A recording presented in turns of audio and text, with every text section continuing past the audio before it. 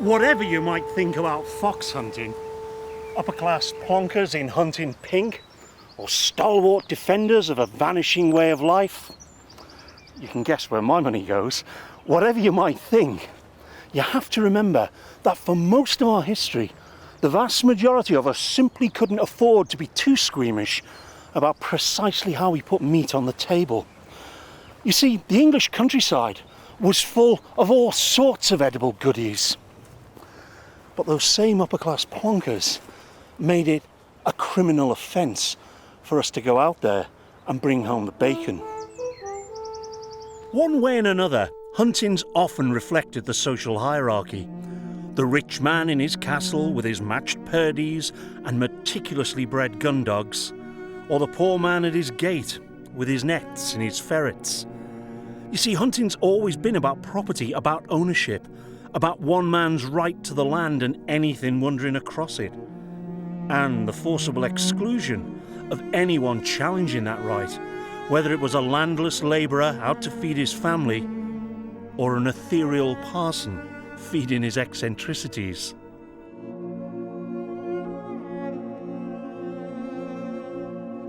In 1066, William the Bastard, the Duke of Normandy, came and conquered the Anglo-Saxon kingdom of England.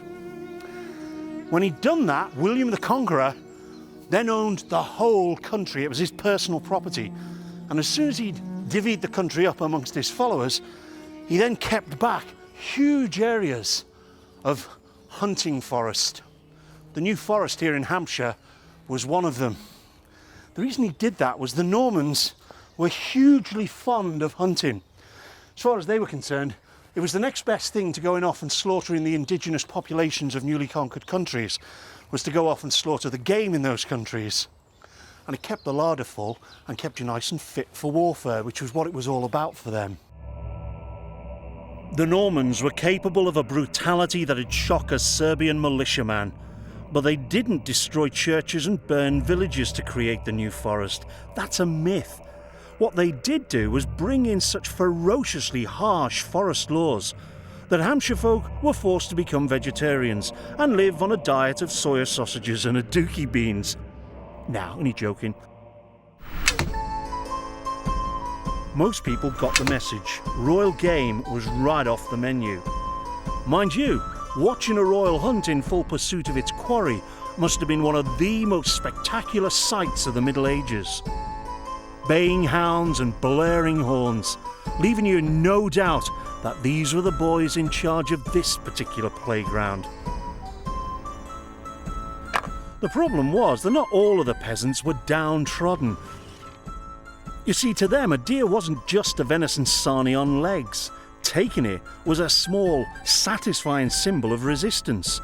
And when the longbow was introduced and the law demanded that every able-bodied man become skilled in its use, poachers gleefully discovered that the king had given them the perfect weapon, tailor-made for poaching his own game.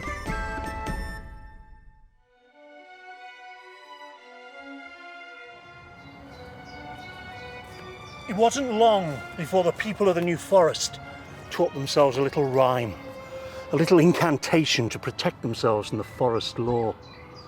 Dog draw, stable stand, back around and bloody hand. Dog draw was to be caught with a dog on the scent, on the trail. Stable stand was to be found with an arrow on the bow, ready to be loosed at the quarry. Back around was to be found with the carcass of a deer over your shoulder. Bloody hand was to be found on the floor of the forest, gutting the quarry. O yea, o yea, o yea, all manner of persons who have any presentment to make at this court of verders, let them come forward and they shall be heard. The ancient Verderers' courts, a remarkable relic of those days when the law defended royal prerogative. And they'll still hang you if they catch you fly tipping. Tucked away in the corner at the back of the court is another interesting little piece of history. This is a stirrupine from a horse's saddle. Now, this looks to be Tudor, but what they used to do with something very similar to this back in Norman times was if you wanted to keep a dog in the confines of the forest, they would only allow you to keep a dog that was small enough to be fitted through the stirrupine. If your dog was too big, then it was obviously going to be a danger to the deer. So what they do is they cut the claws off the dog so that it couldn't run. That way it couldn't chase the deer. Don't think I'm going to get through there somehow, do you?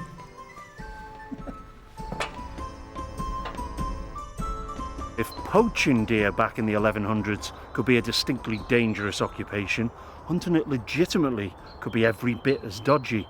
This is the Rufus stone.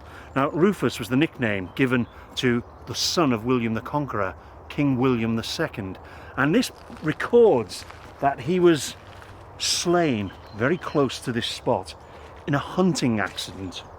They were out hunting deer. One of his companions fired his crossbow, or shot his crossbow to use the proper term, and the arrow, so they say, glanced off an oak tree and struck the king in the breast, whereof he died instantly upon the spot, and a local passing commoner had his wagon commandeered to take the king's body off to Winchester. No venison for Rufus that night, but his brother Henry didn't accompany the body.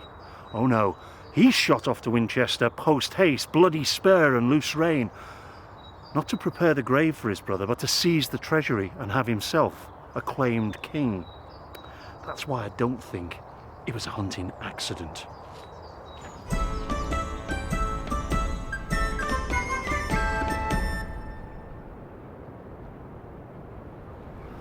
Today, in those very areas that used to be royal hunting forests back in the Middle Ages, the situation is very, very different from the way it was back then. Pretty well unrestricted access into the forest and very little hunting of the deer. And in a convoluted sort of way, you can thank King John and Magna Carta for that, because when the barons were putting the bite on the king back in 1215, one of the many things that they insisted on was that the forest law should be changed. And 2 years later, that's what happened. From that time onwards, it was declared that a man would lose neither life nor limb if caught in pursuit of the king's deer. This was a huge improvement. It didn't mean that there was going to be open season on the king's deer. Far from it. They'd still fine you, they'd still throw you into prison. Heaven forbid, on occasion they'd even take the satellite dish off your hovel if they caught you. But by and large, from that time on, if you were caught wandering round the king's forest dreaming of venison pasty, they weren't going to chop your hands off or nail you to the nearest oak tree with a crossbow bolt.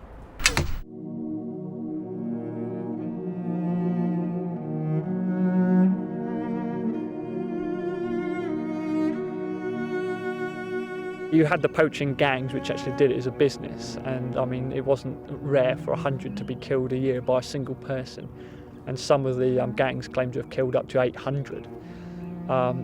You start to wonder where all the deer are actually going.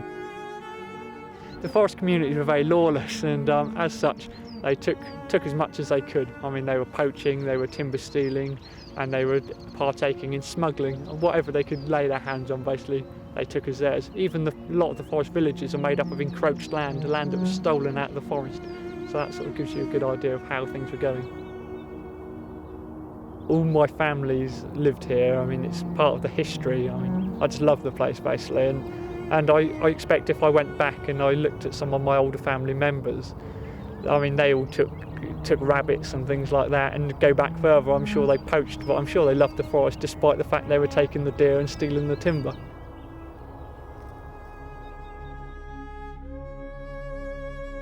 The population in the countryside had common rights on much of the land around them that went back centuries into the Middle Ages. But when the new landowners began to use their wealth to gather in whole blocks of land and to enclose it and drive out the commoners, the people who had common rights on the lands, they were able to do it because most people didn't have the maps and the documents to prove that their ancient rights of custom and practice were upheld by legal documents. The bottom line was they didn't have the paperwork, and in the English legal system at the time, if you didn't have the paperwork, you didn't have the rights. People felt themselves on the outside. They were devastated. And what did? They did what most of us would do. They said, the hell with that. We haven't got the paperwork. We're not going to be driven off land we've always taken a rabbit from, or we've always hunted deer from, or we've always gathered wood from. The hell with these people. We'll go out and we'll do it anyway. The difference is, it's now illegal to do that, and they'll pay the consequences if they're caught. Go on, off the land! Go on! Over the centuries, this attitude led to widespread disregard for the forest game laws.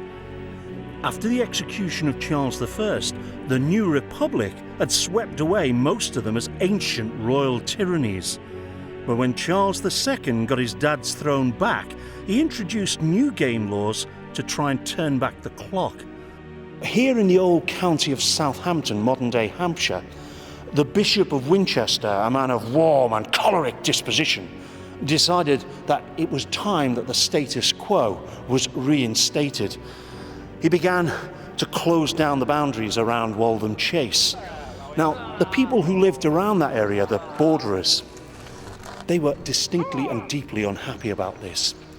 They were not going to allow the Bishop of Winchester to interfere with what they now considered to be their rights of custom and practice. So they went out poaching, and it wasn't because they were hungry, it's because they were protesting.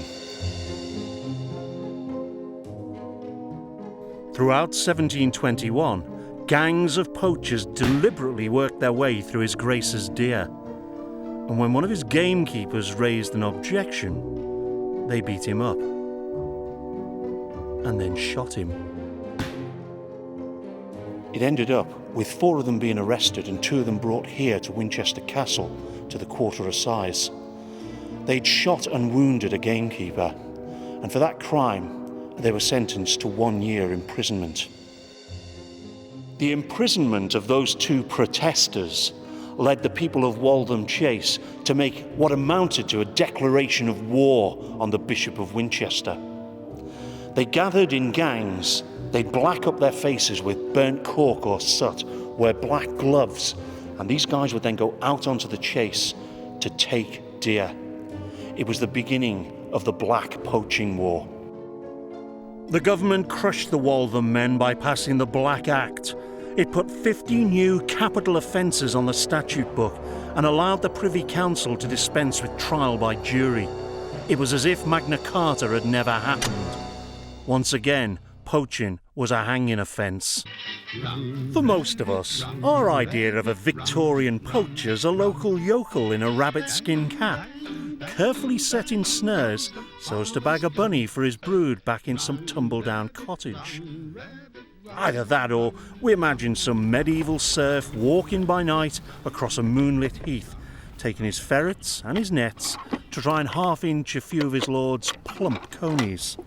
You see, the Normans had introduced rabbits into England and kept them in pillow mounds, purpose-built artificial warrens, a bit like these railway embankments. Mind you, like everything else, it's all changed just a bit. These days it's radio-controlled tracking collars and repeating shotguns. Those parts of the game laws that related to rabbits made absolutely no sense at all to all sorts of people. Well, in fairness, they made perfect sense to the landowner who wanted to keep complete control of all the game on his estate.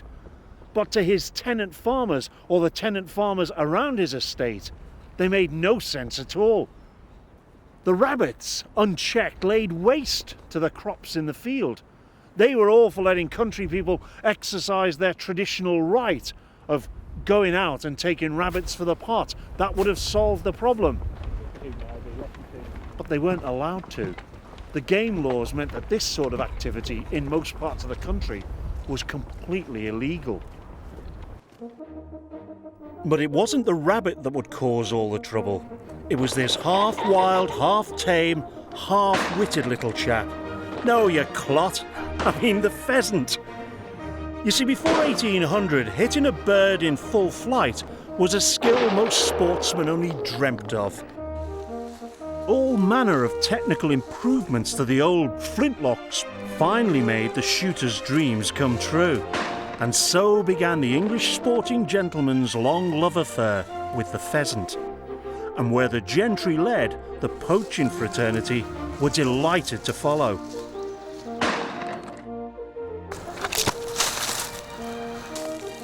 Provided the gamekeeper wasn't there to spoil the fun.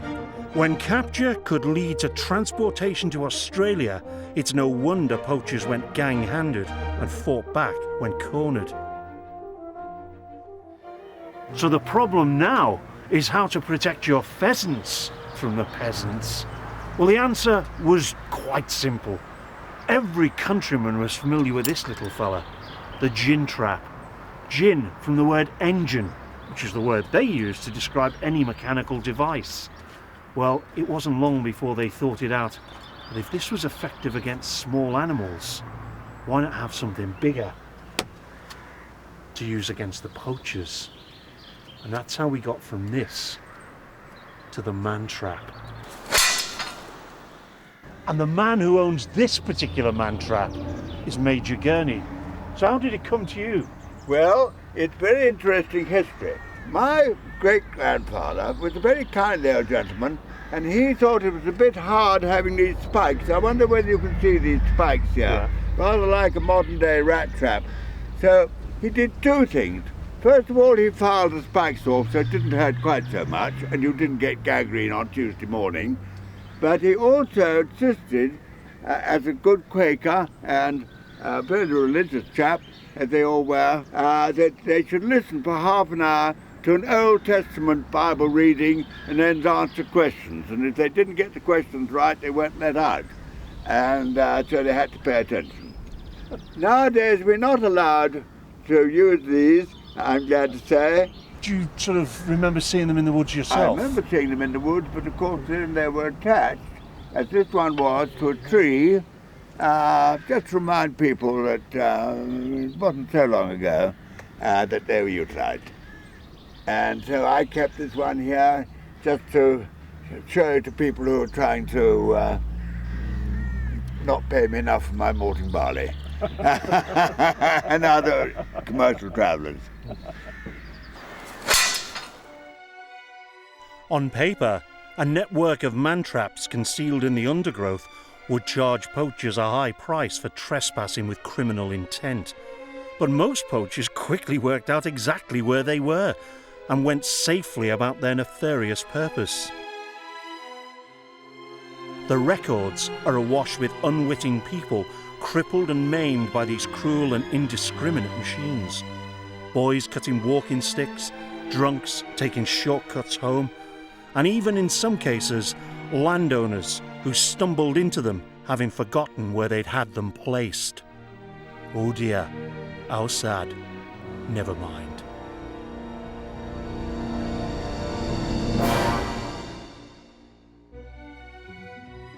So we've got landed gentlemen who are perfectly happy to trap poachers on their property as if they were animals. Well, it doesn't take them very long to go the next step. Let's start treating them as if they were vermin. Let's shoot them. Think I'm exaggerating? Afraid I'm not. Here's the evidence. This is a spring gun.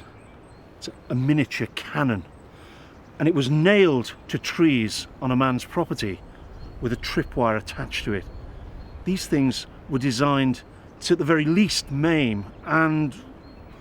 Sorry, Your Honour, it was accidental. The poor chap was killed when he tripped the gun up.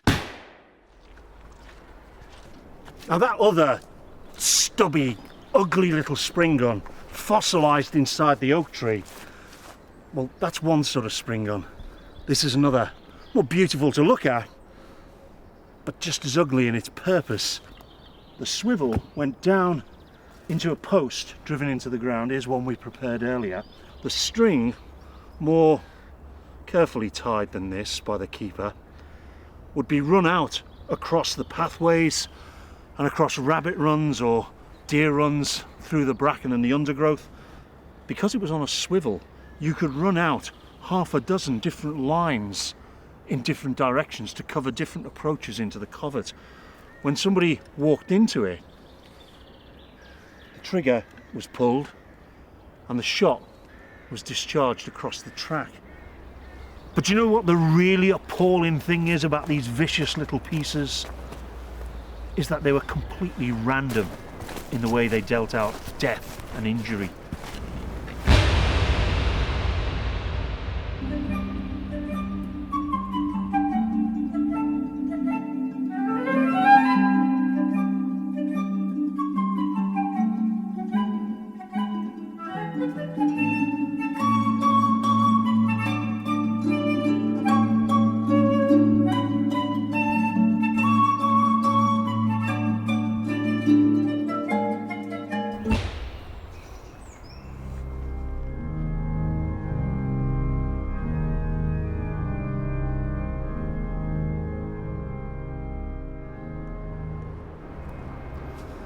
So in the course of time, various acts of parliament prevented landowners from using these barbaric and inhuman methods to protect their game. But they still had the gamekeeper. You shot any peasants lately, Simon? Yeah, not many. No, they're not worth anything, no. Yeah. I mean, despite the costume and the links you obviously have with the past, what's the role for a modern keeper? Well, apart from providing very important revenue for the countryside, we actually look after and care for the countryside. I mean, a lot of the habitats that we look after and create enhances the wildlife, and we will continue to look after that as long as we can look after the game. To me, that's perhaps the most important role of a gamekeeper, is making sure that that habitat stays. Of course, nowadays there's way too many of us cluttering up the island to bang on about every true-born Englishman's traditional right to hunt. But you know, it does us no harm to remember how and why it was taken away from us in the first place. There's a little rhyme that sums up all you need to remember about poaching. The rhyme that the last of England's peasant farmers used when the Enclosure Acts were stealing the last of their land. The law locks up the man or woman that steals the goose from off the common, but it sets the greater villain loose that stole the common from the goose. Ta-ra.